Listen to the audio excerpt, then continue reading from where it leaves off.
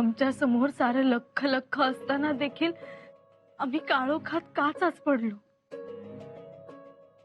आमची खात्री असताना देखील आम्ही दुविधेच्या फांदीवर का हेंदळलो. देवा, आमच्याकडून अशी गफलत कशी झाली. युवराज, आम्हाला क्षमा करा. आम्ही धास्तावलो होतो. येसू, आमच्या मनात ध्यानात तुम्ही आणि तुम्हीच आहात. आम्ही तुमचे आणि तुम्ही आमच्या. एवढं साधं सोपं आहे हे. का उगाच काळजी करत बसलात? आम्हाला वाटलं तुम्ही खरंच दुसरं लग्न करणार. येसू, आपलं नातं चंदनासारखं आहे, सोन्यासारखं आहे. चंदन जेवढं जास्त उगाळू तेवढा त्याचा सुगंध वाढत जातो, आणि सोनं जेवढं आगीत टाकू तेवढं ते झळाळून निघतं. तसंच आपलं नातं. युवराज, आम्हाला क्षमा करा. आम्ही तुम्हाला नाही समजू शकलो. समजून घेता, फक्त भांबावला होता. येसू, आम्हाला सांगा, आम्हाला एक काय 10 बायका मिळतील, पण त्या सखी असतील. 10 बायका असल्या तरी त्या राजनी असतील, आणि असल्याच तरी त्या जयती असतील? मुळीच नाही. म्हणून तर आम्ही तुमच्यावर हे एका ओळीचं काव्य बांधलंय. एका ओळीचं काव्य आमच्यावर? ऐकवा.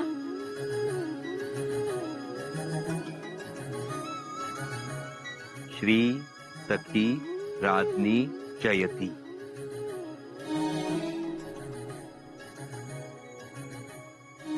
श्री सखी राजनी जयती.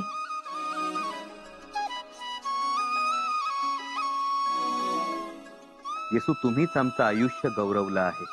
तुम्हीच आमची काया नटवली आहे. आमच्या मनाला तुमच्या भावनांचा अभिषेक. म्हणूनच आमच्या मनात दुसरी कोणतीही स्त्री नाही. या जगात तुमच्याशिवाय मुग्धा, अर्पणा, अभिसारिका, कामिनी, सहचारिणी दुसरी कोणीच नाही. युवराज, आम्ही धन्य झालो.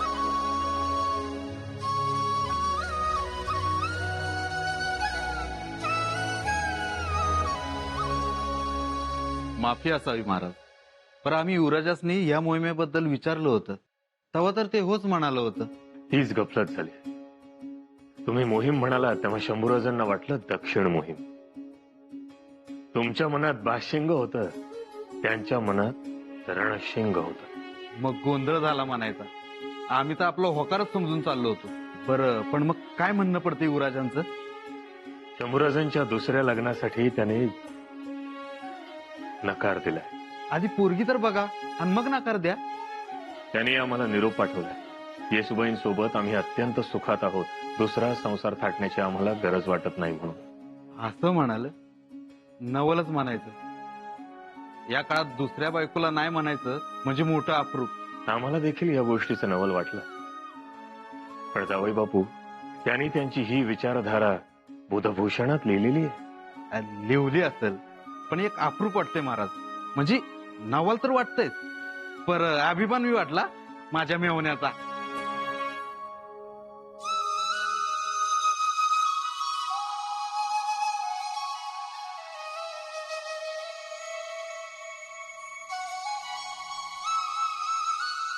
वहिनीसा, ओ वहिनीसा, अगं बाई, वहिनीसा.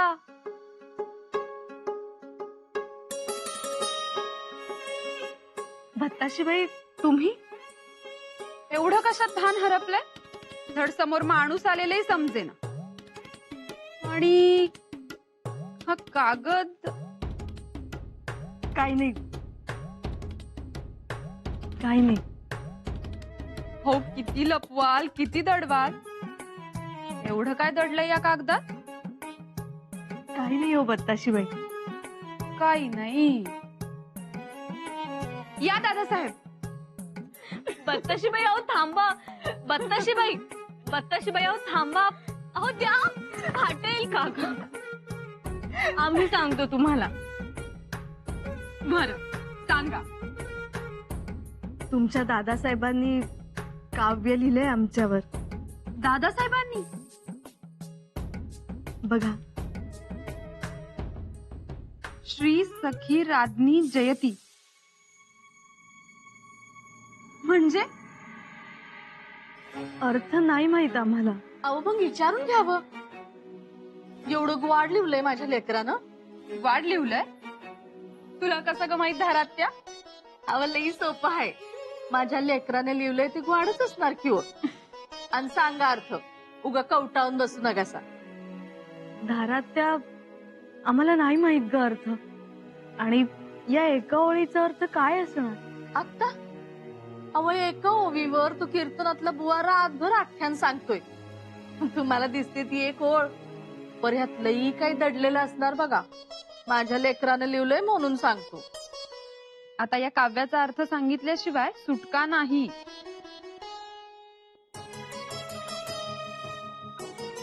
मोठ्या भाग्याचा आहात.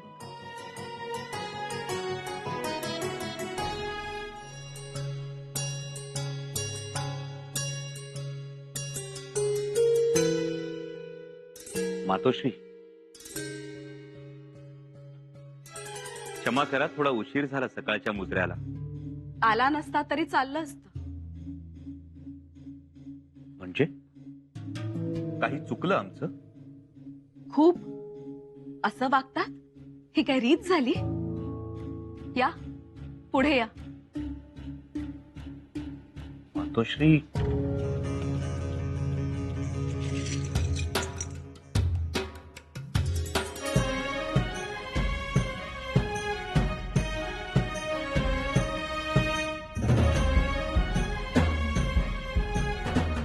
चंपा,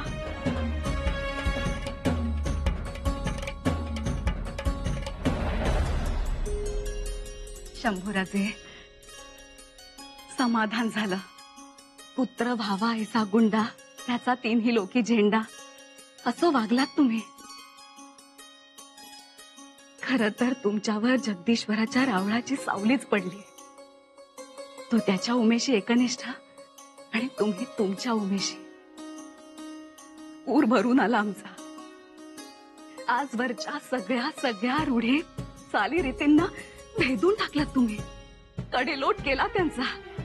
मातोश्री, शंभूराजे, आम्ही जाणून आहोत. येसू तुमचा श्वास आहे, जीव की प्राण आहे. तुमची दोघांची चिमुकली पावलं राजगडावरून रायगडावर येताना एक साथ धुळीत उमटलेली आम्ही पाहिली. ती तशीच राहू द्या. मातोश्री, त्या उमटलेल्या पावलात आम्हाला आमच्यासाठी सती जाणारी चिमुकली पावलंही उमटलेली दिसतात, सफेद वस्त्रातली. ती पावलं आम्ही आमच्या मनावर कोरून ठेवली आहेत, कायमची. ती विसरता येणार नाही. आणि कधी विसरूही नका. म्हणूनच आम्हाला वाटतं की आज रायगडावर आतषबाजी व्हावी आणि तुमचं कौतुक साऱ्या जगाला जाहीर करावं. मातोश्री, येतो. आशीर्वाद द्या. श्री सखी राज्ञी जयती.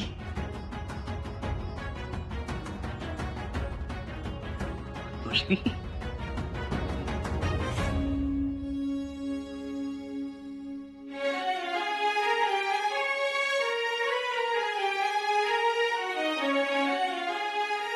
आबासाहेब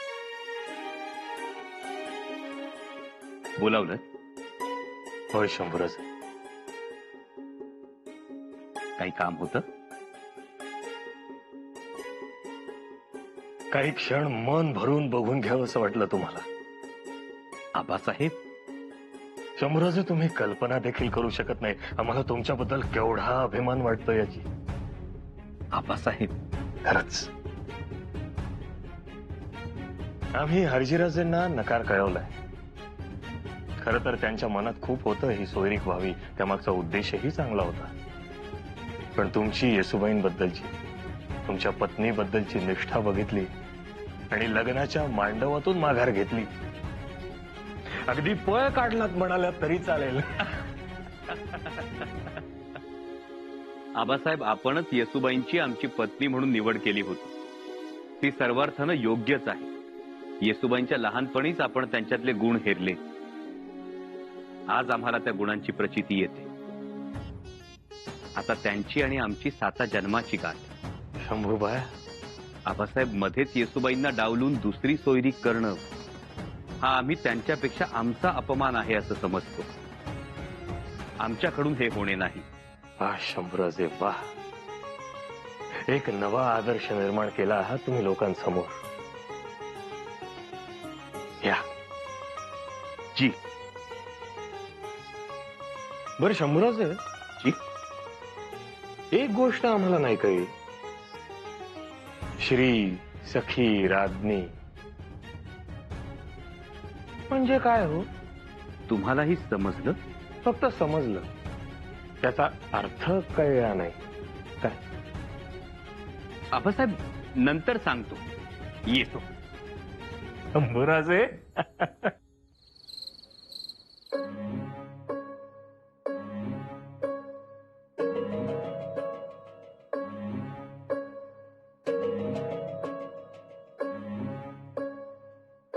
युवराजनी,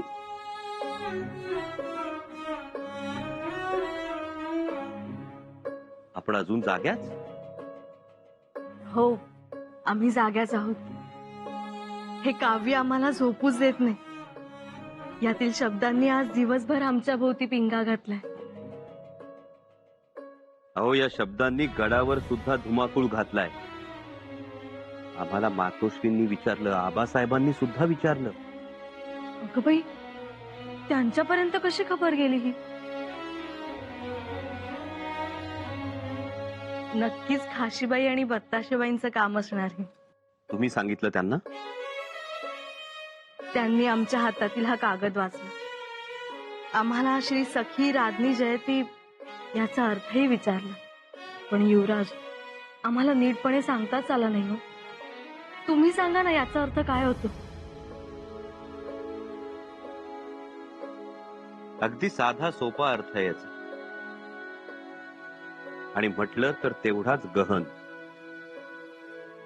वरवर पाहिलं तर ही ओळ आजच्या काळातली वाटे, पण बारकाईनं पाहिलं तर यात लोटून गेलेली युग दिसतील. एवढी गहनता आहे यात?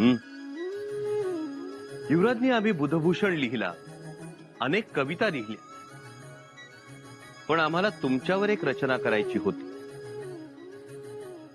परंतु योगच जुळत नव्हता.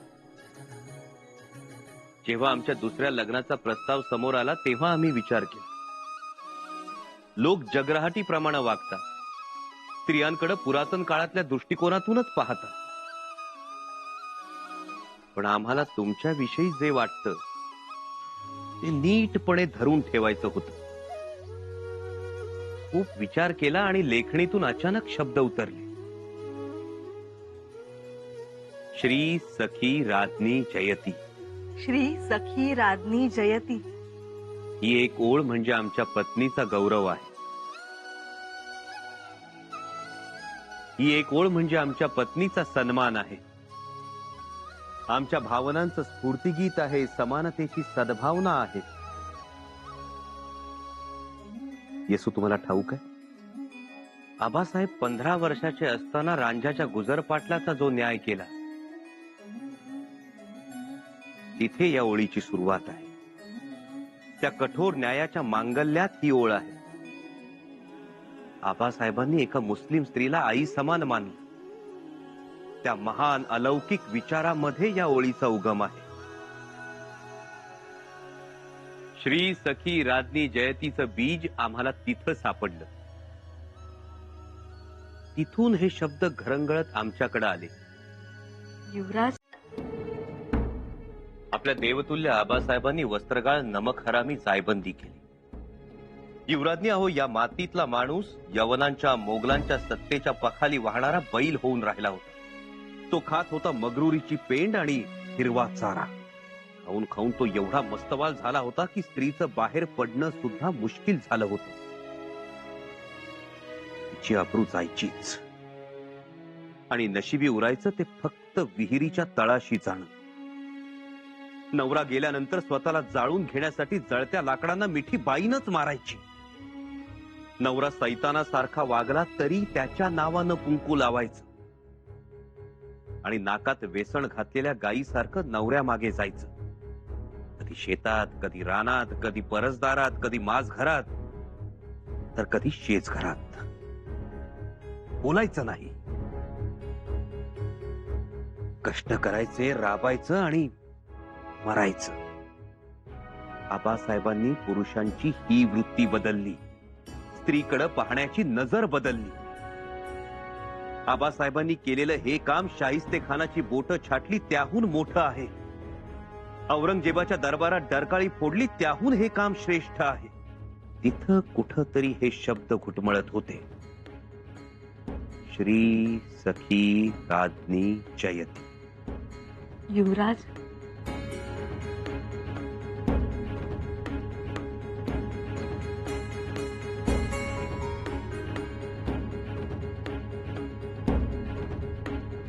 युवराजनी ज्या काळात प्रचंड अराजक होत, मोगली श्वापद उन्मत्तपणे सर्वत्र फिरत होत,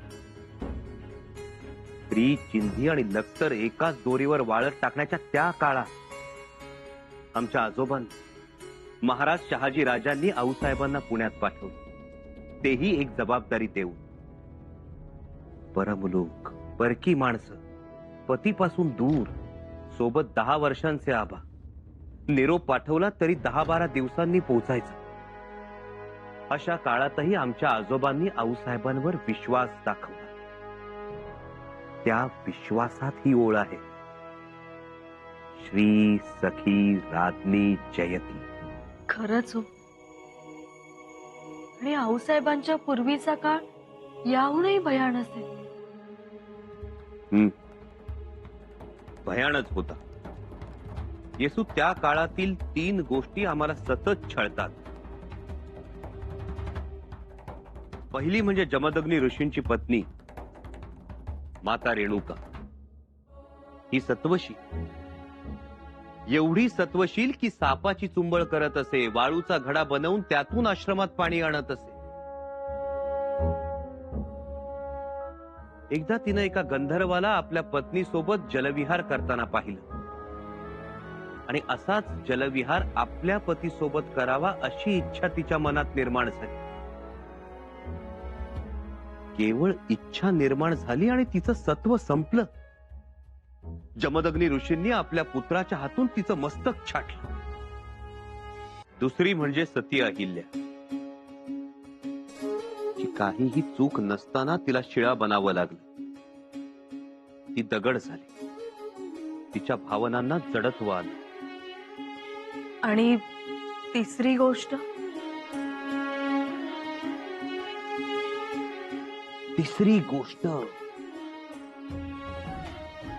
पत्नी असूनही काही कारणानं ती जवळ नसेल आणि पूजा करायची असेल तर पत्नी ऐवजी सुपारी ग्राह्य धरली जाऊ लागली.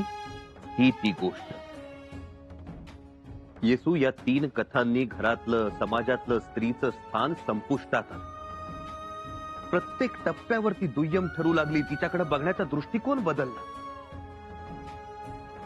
आणि स्त्री ही गंमत, मजा या शब्दांच्या विळख्यात अडकली. मग 2 बायका करणं हा पुरुषार्थ समजला जाऊ लागला. एकीकडे पुरुषाची अनैतिकता हा पुरुषार्थ ठरत असताना स्त्रीची नजर मात्र जेवढी पायाच्या अंगठ्याजवळ राहील तेवढी तिला कुलीन समजलं जाऊ लागलं. यात गुलामी आहे, आम्हाला त्यात रस नाही. म्हणून आमचा विरोध या 3ही भाकड कथांना. येसू आपलं स्वराज्य हे स्त्रीची समानता, स्त्रीचा सन्मान या पायावर उभं राहिलं आहे. म्हणून स्त्रीचा जय जयकार झाला पाहिजे. आम्ही लिहिलेल्या या काव्यात तोच जय जयकार आहे. येसू, तुम्ही या शंभू राजांची श्री आहात. आमच्या मनावर अधिराज्य गाजवणारी राणी असून आपल्यात मैत्री आहे म्हणून आमची सखी आहात.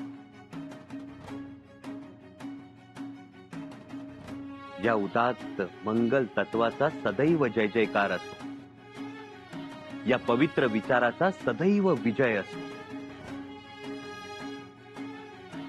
म्हणूनच श्री सखी राधनी जयती.